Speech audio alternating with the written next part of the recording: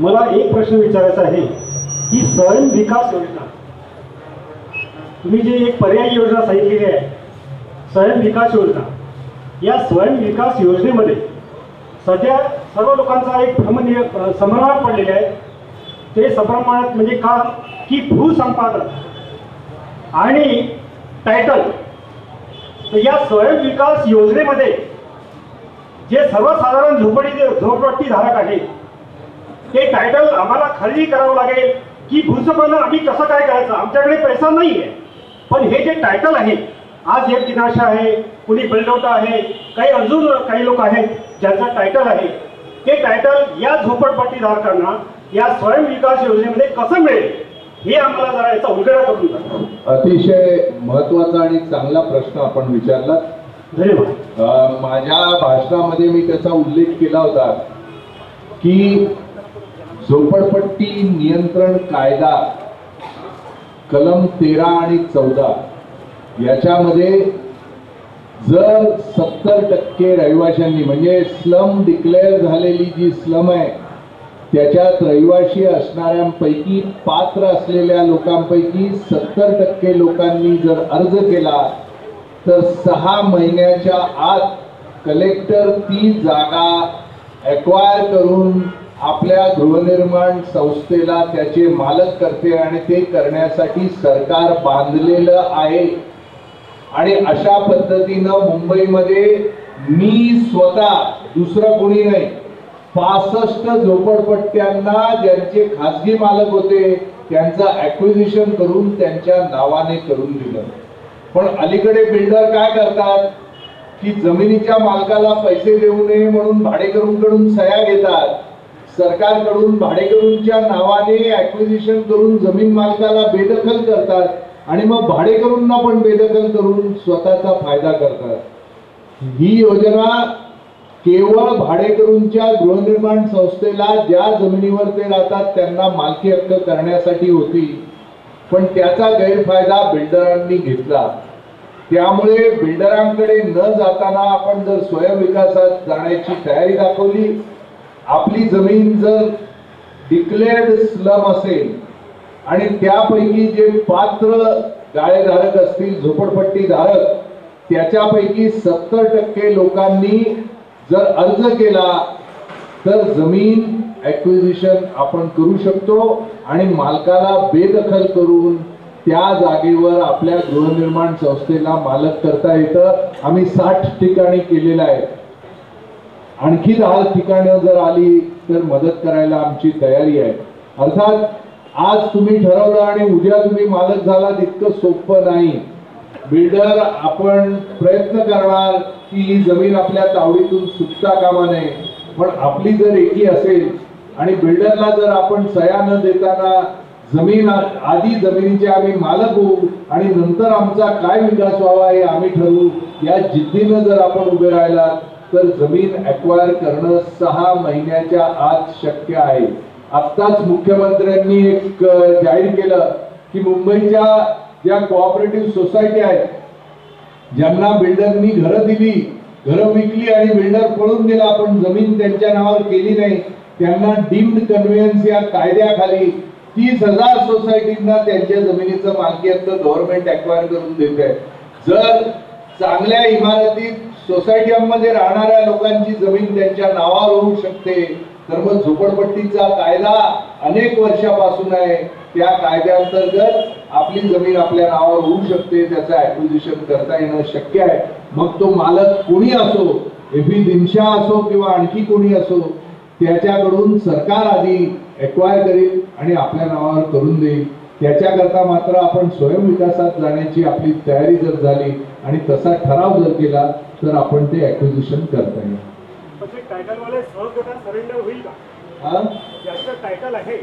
ज्याचं टायटल आहे तो सहसा सरेंडर होत नाही, पण आपल्या वतीनं सरकार असतं आणि सरकारी वकील सरकारच्या खर्चानं आपल्या वतीनं कोर्टात जरी केस झाली तरी लढत असतं आणि मालकाला रोज वकिलाकरता पैसे मोजावे लागतात. त्यामुळे हिअरिंग ज्या वेळेला दिलं जातं त्यावेळेला हिअरिंग मध्ये आपण जर खंबीर असलो तर आपल्या बाजूने निकाल लागणं शक्य असतं. या प्रोसेसला किती वेळ लागू 6 महिने 8 महिने वर्ष देखील लागत आहेत. आमच्या एका सोसायटीला 8 वर्ष सुद्धा लागली, पण जमिनीचा मालक आपण होऊ शकतो. अनेक सोसायट्यांमध्ये मालक, जर आपण लँड ॲक्विजिशन करता आपण पुढे गेलो तर मालक आपल्याकडे येतो आणि सांगतो की बाबा कशाला हे करतोय, माझ्याशी करार कर. तर मग मालकाशी आपण करार सुद्धा करू शकतो की आम्ही लँड ॲक्विजिशनचा प्रोसेस मागे घेतो, तू ही जमीन कितीमध्ये आपल्याला देतो. आणि तो करार जर झाला की मुंबई डिस्ट्रिक्ट कोऑपरेटिव्ह बँकेकडून 1000 कोटी यावर्षी ठेवलेले आहेत की ज्या ज्या ठिकाणी स्वयंविकास होत असेल त्या त्या ठिकाणी जर गृहनिर्माण संस्था पुढे आली जमीन विकत घेण्यासाठी तर मालकाला द्यायचा पूर्ण पैसा हा मुंबई डिस्ट्रिक्ट कोऑपरेटिव्ह बँक द्यायला तयार आहे आणि त्यातून आपण जमिनीचे मालक होऊ शकतो. म्हणजे आम्हाला पेशन्स ठेवून हे काम करावं लागेल. हो, निश्चित. पेशन्स नसेल तर काम होणार नाही. घाई गर्दीनं काम होणार नाही. आज आपण अर्ज केला तर उद्या मालक होऊ असं कोणाला वाटत असेल तर इतक्या घाईत होणार नाही. मला एकच म्हणायचं, पण आपण पेशन्स जर ठेवला तर बिल्डर देतो त्यापेक्षा अधिक एरिया आणि बिल्डर देत नाही, पण आपण कायमचं मेंटेनन्स फ्री असं घर आपल्याला मिळू शकेल. फक्त मला उदाहरण देतो. गिरणी कामगारांचा संप झाला तेव्हा जे ॲग्रीमेंट होतं ते राष्ट्रीय मिल मजदूर संघाने रिन्यू केलं नव्हतं आणि तेव्हा संपूर्ण जे कामगार आहेत ते हताश झाले होते. बाळ ठाकरेंकडे ते गेले होते, नरे पाटला सभा घेतली होती. त्यांनी म्हटलं ठीक आहे आपण उद्यापासून संप डिक्लेअर करू, पण नंतर काय कुठे फोन आले कळले दुसऱ्या दिवसाला संप त्यांनी डिक्लेअर केलं नाही. नंतर हताश होऊन दत्ता सावंतकडे गेले आणि दत्ता सावंतने हे सांगितलं की इतका नाव बघितला, त्यांनी सांगितलं राष्ट्रीय मिल मजदूर संघ हा रिकॉग्नाइज आहे, मान्यताप्राप्त युनियन आहे, तुम्ही त्यांच्याकडे येता. पण त्यांनी सांगितलं तेव्हा दत्ता सावंतचा फार जोरदार प्रस्ताव होता. ते म्हणाले की मी उद्यापासून स्ट्राईक डिक्लेअर करणार, काही प्रॉब्लेम नाही, परंतु तुम्ही 1 वर्षाची जेवणाची व्यवस्था तुम्ही स्वतः करायला पाहिजे. जर या गोष्टीला तुम्ही तयार असाल तर मी उद्या संप डिक्लेअर करणार. आणि त्यावेळेस संपूर्ण कामगार भावनेच्या आधी, म्हणजे त्यांना पाहिजे होतं की संपूर्ण आपलं काहीतरी भाव, आणि संप डिक्लेअर झाला. पण 1.5 वर्षाच्या आतमध्ये तो संप बारगळला आणि कामगार आपल्या गिरडीमध्ये कामाला झाले. तर अशी परिस्थिती या स्वयंसेवक योजनेमध्ये व्हावी नाही असं मला वाटतं. स्वयंविकास योजना ही आपली आहे. गिरणी कामगारांच्या संदर्भातला संदर्भ हा स्वयंविकास योजनेत येत नाही, कारण तिथे आपण एका गिरणी मालकाकडून जास्त पैसे मागण्यासाठी संप करत आहात. इथे आपण आपल्या जमिनीच्या हक्कासाठी लढत आहात आणि आपण घरात आहात, आपल्याला कोणी बेघर करत नाही. तिथे आपण कामावर गेलो नाही म्हणून आपला पगार बंद होतो. इथे आपण कामावर जाता, आपल्या घरात राहता, केवळ आपण ज्या घरात राहता त्या घराची जमीन आपल्या मालकी करण्यासाठी लढतो आहोत. त्यामुळे इथे संप बारगळण्याचा प्रश्न नाही. शेवटी आपल्याला नाही मिळालं तर आपल्या मुलाला मिळेल, पण या जमिनीचा अधिकार घेऊन राहील अशा पद्धतीचं. 1857 साली टिळकांनी आणि गोखलेंनी जर तिथे स्वराज्याचा नारा दिला नसता तर अजूनही ब्रिटिश आपल्यावर राज्य करत असते. त्यामुळे स्वयंविकासाचा अर्थ आपल्या जमिनीचं मालक आपण होणार, ज्या जमिनीवर आपण राहतो त्या जमिनीचा आपण मालक होणार आणि त्याच्याकरता हा लढा आहे. तो लढा उपाशीपोटी करायचा नाही. ज्याने त्याने त्याची नोकरी करायची आहे, ज्याने त्याने स्वतःच्या घरात राहायचं आहे, कोणाला बेघर करण्याचा प्रकार नाही. पण आपल्या घरात राहून आपण बिल्डरच्या जुलमाला बळी पडणार नाही, तर स्वतःच्या पायावर उभं राहून स्वतः करता योजना करू असा हा निर्धार आहे. त्यामुळे गिरणी कामगारांचा संप आणि स्वयंविकासाचं आंदोलन याच्यामध्ये जमीन आसमानाचा फरक आहे. तिथे आपलं नुकसान होत होतं, इथे झालाच तर फायदाच होईल, नुकसान कोणाचं होणार नाही.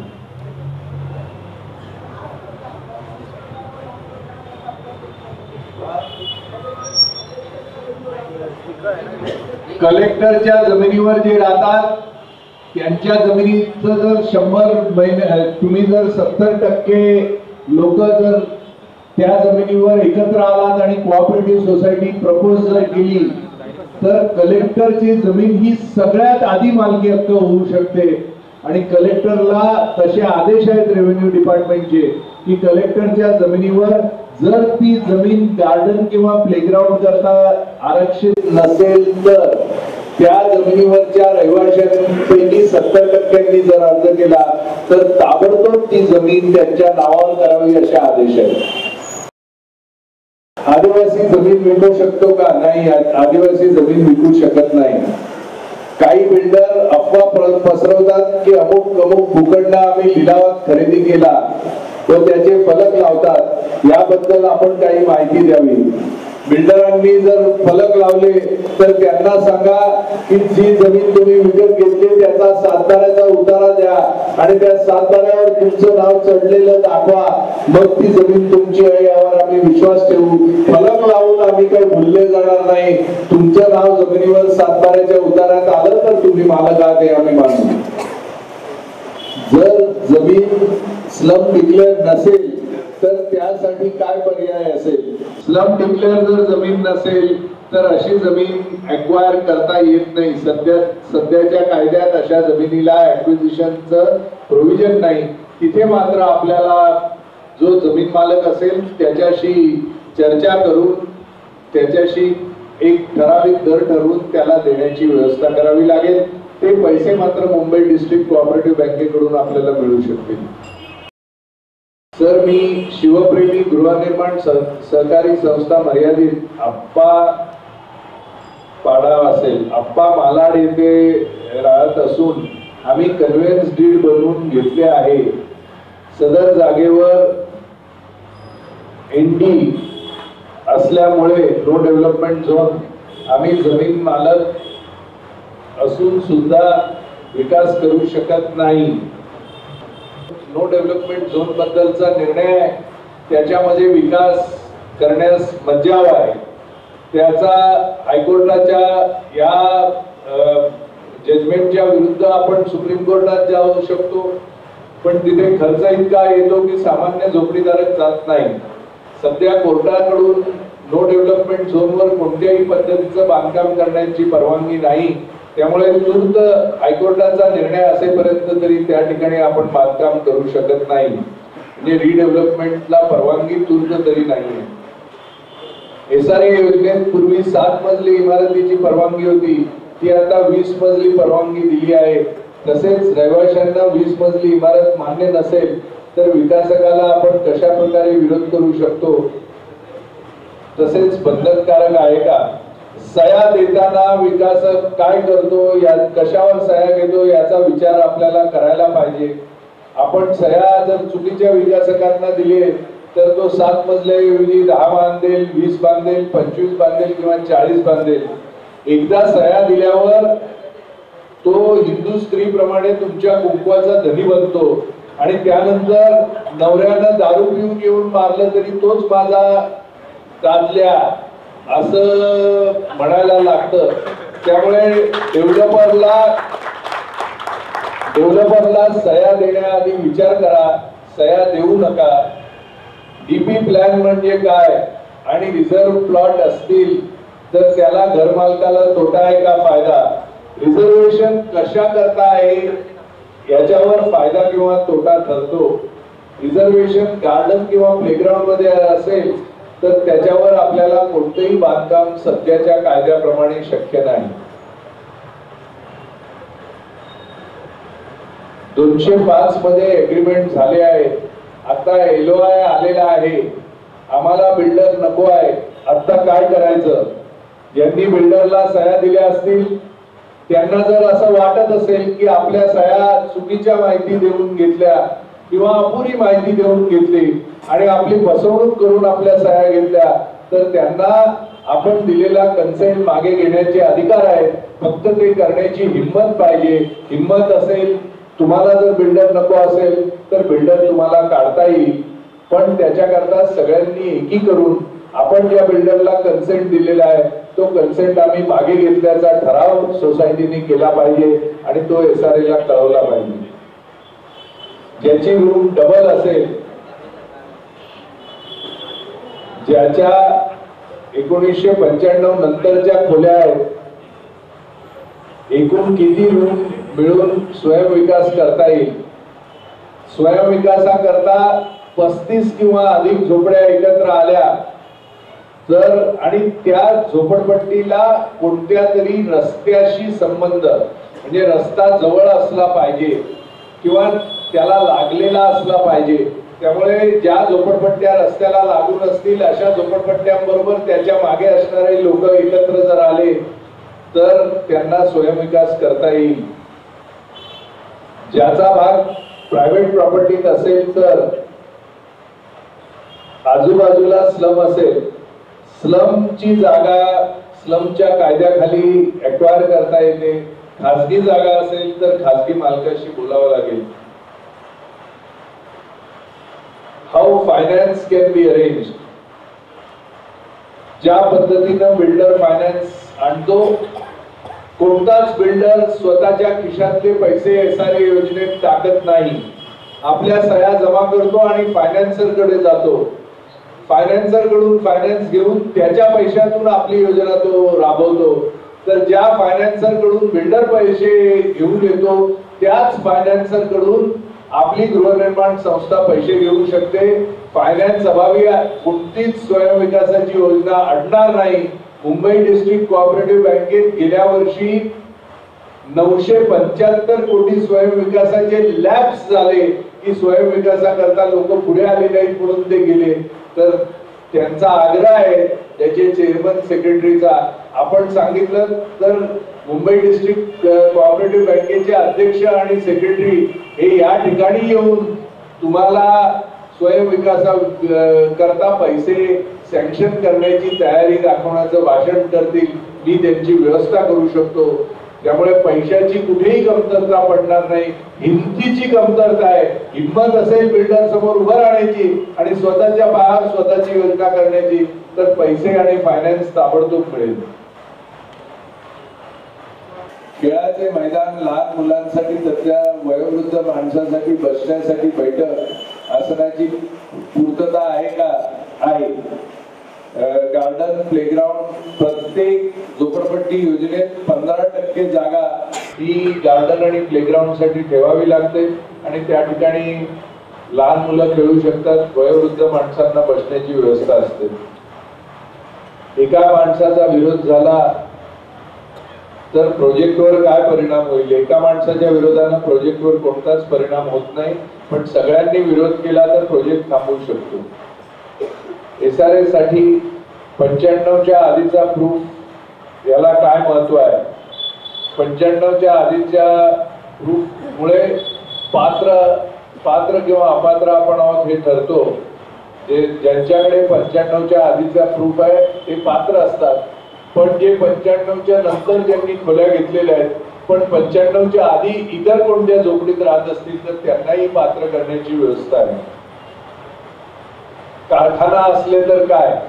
कारखाना जर असेल तर त्याला देखील जर व्यवस्थित लायसन्स आणि सर्व गोष्टी असतील तर त्याला एसआरएच्या योजनेमध्ये जर डिक्लेअर्ड स्लम मध्ये कारखाना असेल तर त्याला नवीन योजनेमध्ये जागा देखील त्या पद्धतीची देता येते. What about shop? दुकानांसाठी काय फायदा आहे? दुकानांसाठी देखील स्वयंविकासामध्ये बिल्डर जे देतो त्यापेक्षा अधिक जागा देणं शक्य आहे आणि ज्यांची दुकानं असतील त्यांना कमर्शियल म्हणून जर जाहीर केलेलं असेल तर त्यांना एसआरए 225 स्क्वेअर फीट देतं.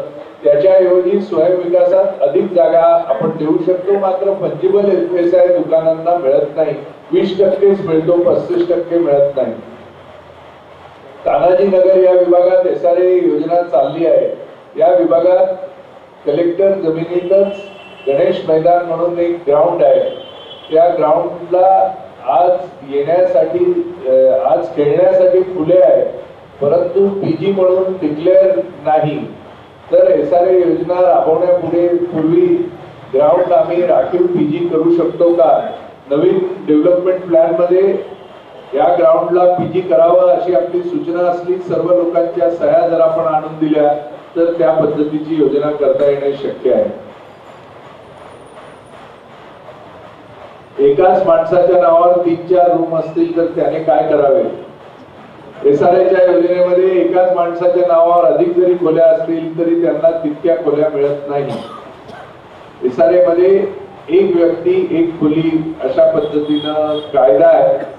त्यामुळे एका माणसाने 4 खोल्या असतील किंवा एका खोलीमध्ये 4 दरवाजे काढले असतील तर 4 घरं मिळत नाही. कायद्यानं एका माणसाला एकच घर मिळतं. स्वयंविकास करण्यासाठी कोणती प्रोसिजर करायची आणि कुठे करायची, अपात्र असेल त्यांचं काय. स्वयंविकासात प्रोसिजर अशी की जे पात्र आहेत त्याच्यापैकी 70% लोकांनी एकत्र यायचं, एका गृहनिर्माण संस्थेची स्थापना करायची, प्रपोज गृहनिर्माण संस्थेचा मुख्य प्रवर्तक निवडायचा आणि त्या गृहनिर्माण संस्थेसंबंधी माहिती SRA ला आणि कलेक्टरला द्यायची आणि जमीन ॲक्वायर करण्यासाठीचा प्रस्ताव SRA कडे द्यायचा. तिथून तो कलेक्टर कडे जातो. त्यानंतर जमिनीचं ऍक्विजिशन होतं. ऍक्विजिशन झाल्यानंतर त्या जमिनीची सरकारी गृहनिर्माण संस्था मालक बनते. 7/12 वर आदिवासीचे नाव असेल तर तो त्या जागेचा मालक असतो का, तो ती जागा बिल्डरला विकू शकतो का, चाळ मालक, इमला मालक, हा प्रकार काय आहे, पात्र अपात्र म्हणजे काय. 7/12 वर आदिवासीचं नाव असेल तर तो ती जमीन आदिवासीकडून आदिवासीच घेऊ शकतो. आदिवासी शिवाय इतर माणूस घेऊ शकत नाही. ती जमीन विकता येत नाही. मुंबईच्या झोपडपट्टीत मालक भरपूर आहेत. जो राहतो तो म्हणतो की मी मालक. त्याच्या वरच्या मजल्यावर जो भाडेकरू आहे तो म्हणतो मी मालक. भाडेकरूंच्या घरामध्ये राहणारा त्याचा भाचा पुतण्यात जो असतो तो गावून नुकताच आलेला असला तरी तो म्हणतो की मी मालक. त्या जमिनी तिथे चाळ बांधणारा जो असतो तो म्हणतो की मी मालक. त्या इमल्यावरती वस्ती ज्या चाळी बांधल्या तो म्हणतो की मी मालक. ती जमीन त्या जमिनीवरती चाळी बांधायला ज्यांनी परवानगी दिली तो म्हणतो की मी मालक.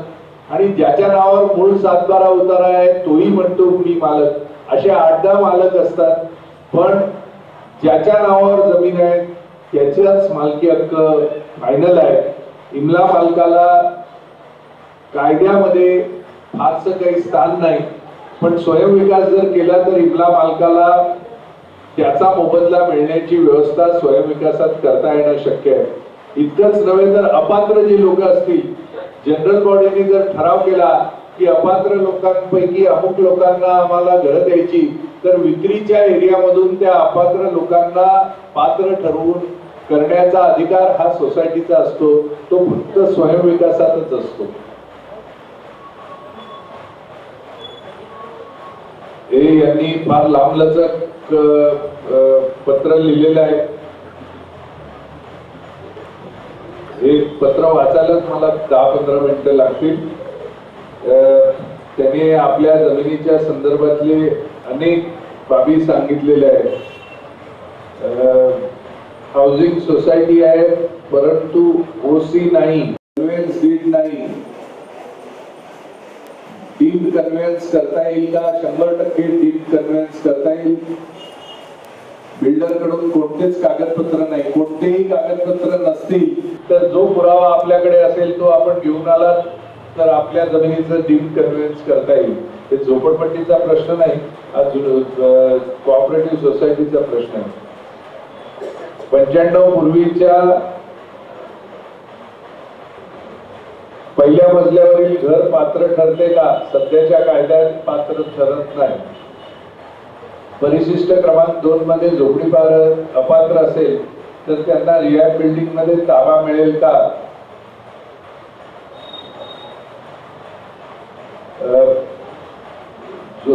झोपडीधारक अपात्र असेल तर रिहॅब बिल्डिंग मध्ये ताबा मिळत नाही. त्याला पात्र करून घ्यावं लागतं. पात्रता त्याची जर योग्य असेल तर त्या पद्धतीनं अपील करून त्याची पात्रता ठरवून घेता येते.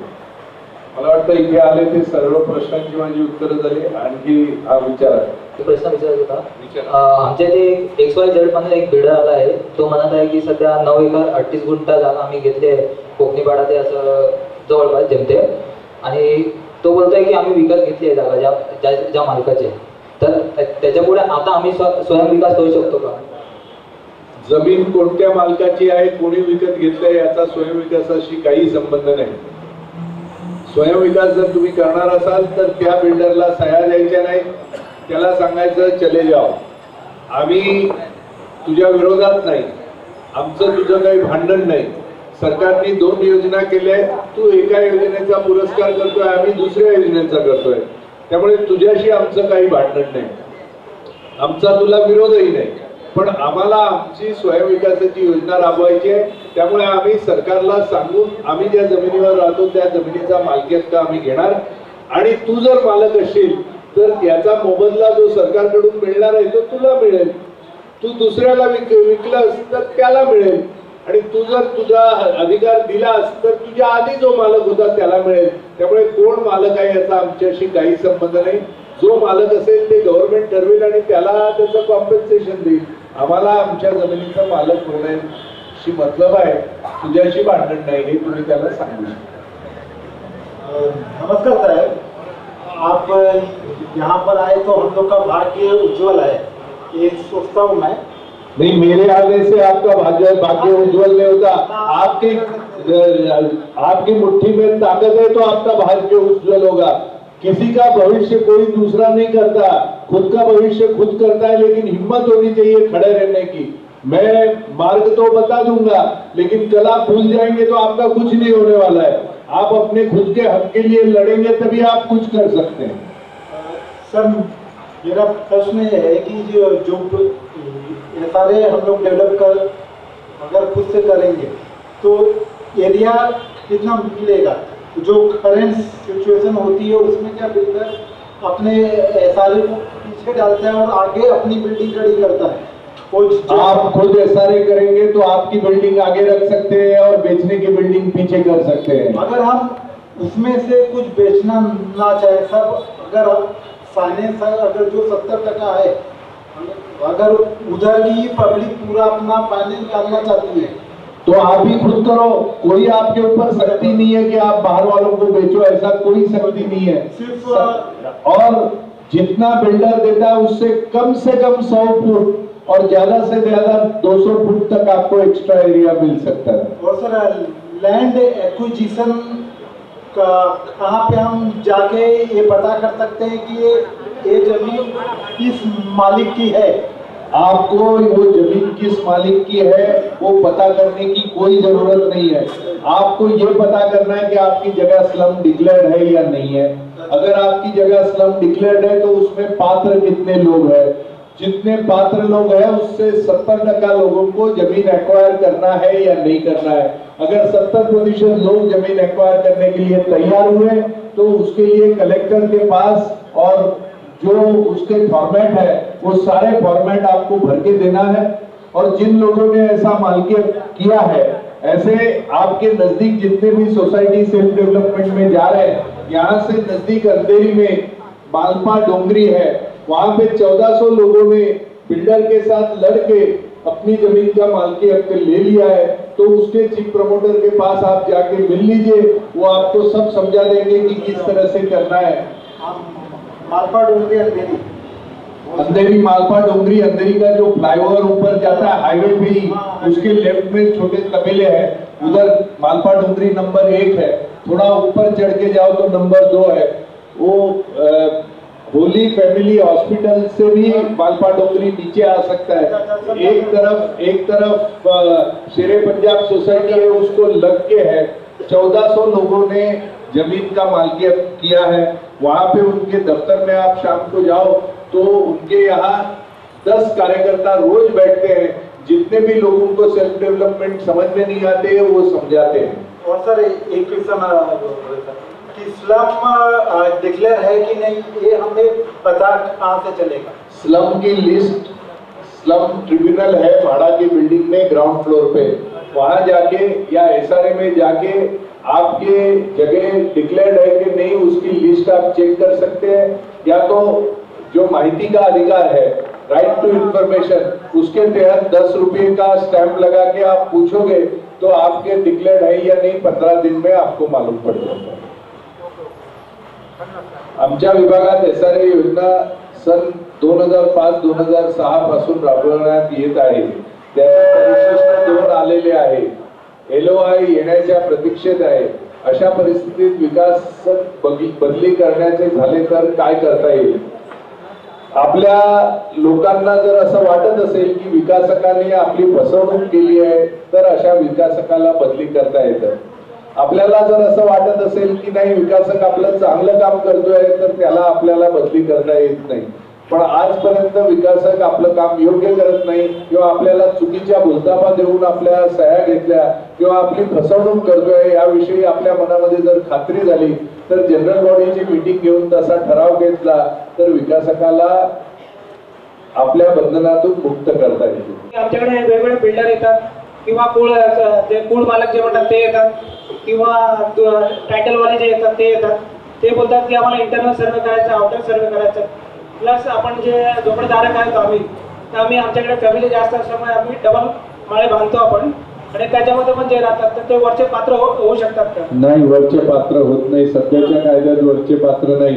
पण सेल्फ डेव्हलपमेंट तुम्ही केली तर बिल्डर देतो त्यापेक्षा अधिक एरिया तुम्हाला मिळू आणि शकतो. जे लोक येतात जबरदस्ती बोलतात सर्वे करून घ्या, हे करून घ्या, त्यासाठी काय करावं लागेल? तुमची एकता जर असेल, सगळ्यांनी मिळून सह्या केल्या की हा सर्वे आम्हाला नको, तर तुमच्यावर सर्वे बळजबरीनं लावता येत नाही.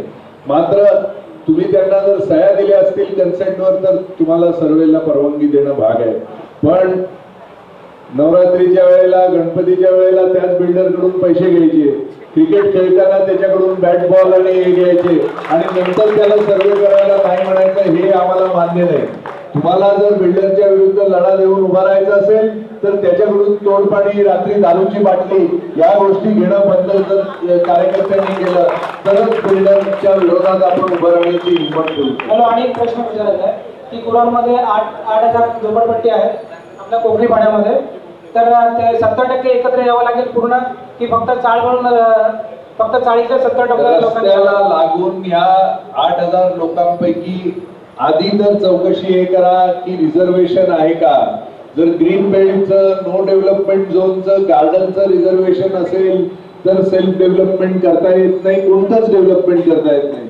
जर रिझर्वेशन नसेल तर रस्त्याला लागूनचे पट्टे घ्यायचे 500-500 लोकांच्या, असे 10 किंवा 15 सोसायट्या करायच्या आणि त्यातल्या 70% लोकांना आलं तर आधी तर आपली जमीन आपल्या नावावर करून घ्यायची आणि मग रिडेव्हलपमेंट करता आपण प्रस्ताव द्यायचा. आपण ही मोलाची माहिती दिल्याबद्दल धन्यवाद सर. मालक एवढे झाले की जनतेला सगळं घेत नाही, आपल्या मनाने सोसायटी बनवतात, साईन करून सगळे पेपर पास करतात, एकाला वेगळं ठेवणार, एकाला वेगळं ठेवणार, असं करून ते प्रोसेस पुढे पाठवतात. त्याचे बाकी राहिलेले त्यांनी काय करायचं? झोपडपट्टी कायदा इमला मालकाला ओळखत नाही.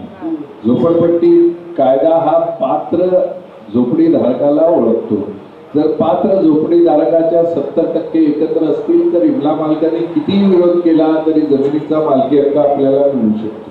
पण ते आपले पेपर कुणाकडे द्यायचे? नंतर कलेक्टरकडे द्यायचं. म्हणून तुम्हाला सांगितलं मालपा डोंगरी नंबर 3 या ठिकाणी झोपडपट्टी वासियांनी मिळून 17.5 एकर जमिनीचा मालकी हक्क डेव्हलपरशी लढून मिळवलेला आहे.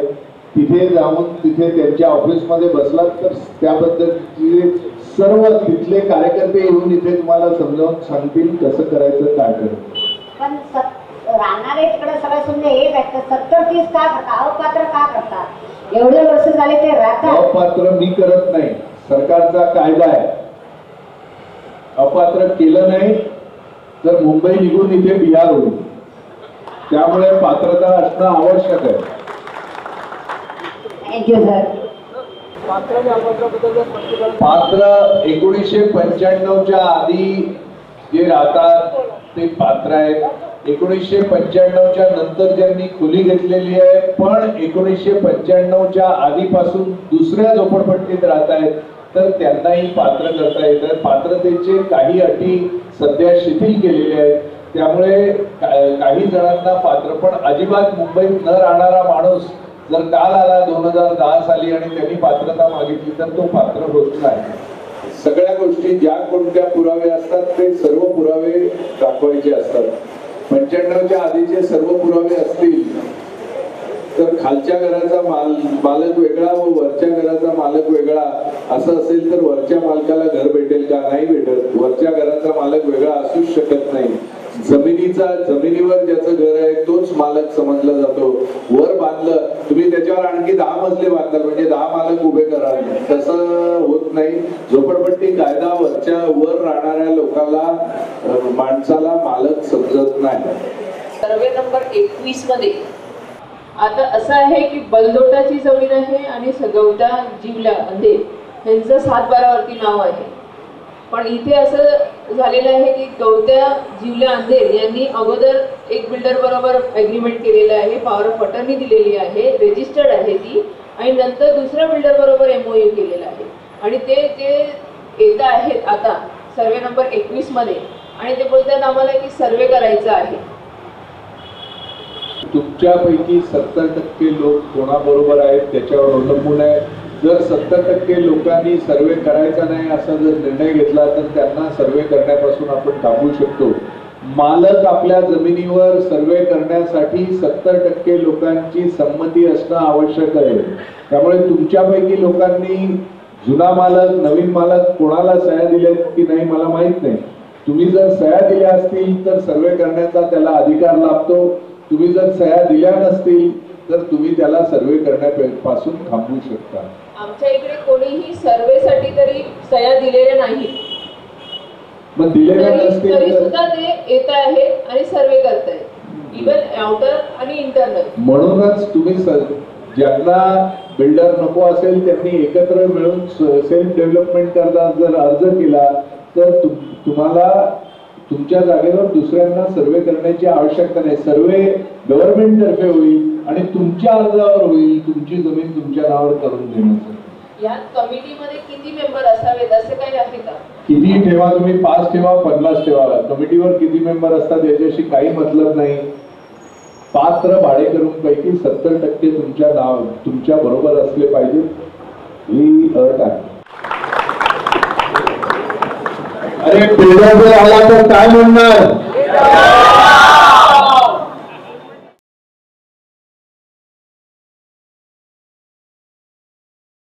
कुडाळच्या विकासाबद्दल पुढे काही नवीन संकल्पना येणार असतील तर त्याबद्दल तुम्ही कोणता विचार केलेला आहे का?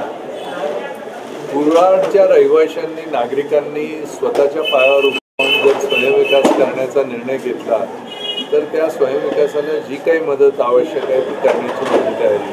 पण आधी तिथल्या रहिवाशांपैकी 70% रहिवाशांनी स्वतःच्या पायावर उभं राहण्याची हिंमत दाखवावी. विशेष कुडाळमधल्या तरुण वर्गांना माझं आव्हान आहे की बिल्डरांच्या वाटेला न जाताना, राजकीय नेत्यांच्या खोट्या भूलथापांना बळी न पडताना स्वतःचा विकास स्वतः कसा करावा याच्याकरता जे कायदे आहेत त्याचा अभ्यास करावा आणि पुढच्या पिढीकरता उत्तम बांधकाम देण्याच्या दृष्टीनं आणि मेंटेनन्स फ्री बांधकाम, उत्तम बांधकाम बिल्डर देतो त्यापेक्षा चांगलं बांधकाम बिल्डर देतो त्यापेक्षा अधिक एरिया बिल्डर देतो त्यापेक्षा जास्त कॉर्पस आणि बिल्डर देतो त्यापेक्षा उत्तम प्रकारचं प्लॅनिंग हे नागरिकांनी स्वतःच्या पायावर उभं राहावं. विशेष तरुण पिढीने या बाबतीत पुढाकार घ्यावा अशी माझी विनंती.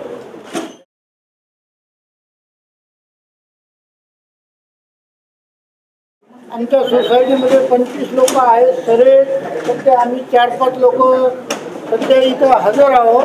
त्यांचं सर्वांचं एकच म्हणणं आलं, हे स्कीम जे चंद्रशेखर प्रभूजीने जे सांगितलं याच्याबद्दल सर्वांचं मन एकदम आतुरतेनं आनंदी झालं असंच माझं म्हणणं आहे. सर्वांनी याचा उपभोग घ्यावा. लोकांना जागृत करून दिला आहे ते खूपच आनंद झाला आहे. त्याबद्दल त्यांचे धन्यवाद. आज जो हा कार्यक्रम या कमिटीने घडून आणला त्याबद्दल मी त्यांचा आभारी आहे. आम्हा जे रहिवाशांना ना यातलं काहीच माहीत नव्हतं. ते काही म्हटलं की आम्ही लगेच तयार होतो. तर आज जे प्रभूजी आले त्यांनी जे आम्हाला हे नॉलेज दिलं महाराबद्दल SRA त्याबद्दल त्यांचं मी आभारी आहे. आणि यांच्यामुळे आज आमचे जे जनरल लोक आहेत त्यांचे डोळे उघडले की बिल्डर हा एक खाऊ किंवा असं म्हणलं जातं की त्यांच्यामुळे आम्हाला धोका आहे. हे आम्हाला आता इथे आल्यानंतर माहिती पडली की नाही, आता आम्ही आमचे स्वतंत्र आहोत. आज खऱ्या अर्थाने असं वाटतं की आम्ही प्रभूजींचं भाषण ऐकून की एक 26 जानेवारी किंवा 15 ऑगस्ट जसं आझादी दिवस मानतो ना त्या प्रकारचा दिवस आम्ही आज हा साजरा करू असं आम्ही एक गृहीत धरतो. जय महाराष्ट्र.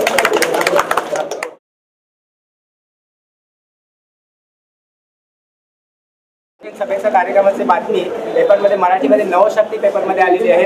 त्यामुळे आम्ही नवशक्ती पेपर आणि त्याचे संजय साहेब म्हणून एक सर आहेत माझे ते आणि मी पत्रकार प्रभाकर पांचाळ यांच्यातर्फे ह्या कार्यक्रमाची बातमी दिलेली आहे. तर मी नवशक्ती पेपर आणि आपले संजय साहेबांचा खूप आभार मानतो. धन्यवाद.